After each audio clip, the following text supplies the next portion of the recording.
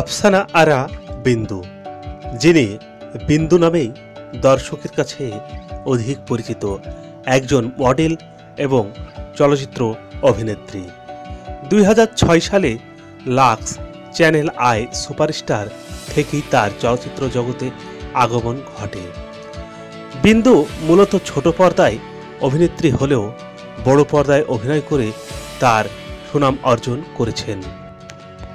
আফসানা আরা বিন্দু 14 জানুয়ারি 1988 সালে জন্মগ্রহণ করেন ঢাকা, বাংলাদেশ। বাসস্থান ঢাকা, জাতীয়তা বাংলাদেশী।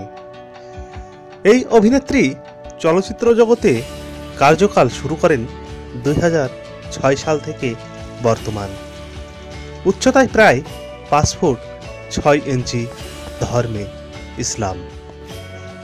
আফসানা আরা বিন্দু অভিনীত প্রথম চলচ্চিত্র দারুচিনির দ্বীপ, যা বিপরীতে রিয়াজ অভিনয় করেন।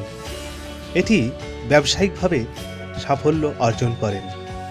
এরপর তিনি ধীরে ধীরে মডেল এবং উপস্থাপক হিসেবে খ্যাতি অর্জন করেন এবং 2007 সালে মেরিল প্রথম আলো পুরস্কার অর্জন করেন দারুচিনির দ্বীপ চলচ্চিত্রে অভিনয়ের সুবাদে। বিন্দু অভিনীত বেশ কয়েকটি চলচ্চিত্র, যেমন 2006 সাল দারুচিনির দ্বীপ, 2010 সালে জাগো, 2011 সাল পীড়িতের আগুন জলে দ্বিগুণ এবং 2015 সালে অবশেষ ছবি এই তো প্রেম ছবিতে অভিনয় করেন শাকিব খানের বিপরীতে।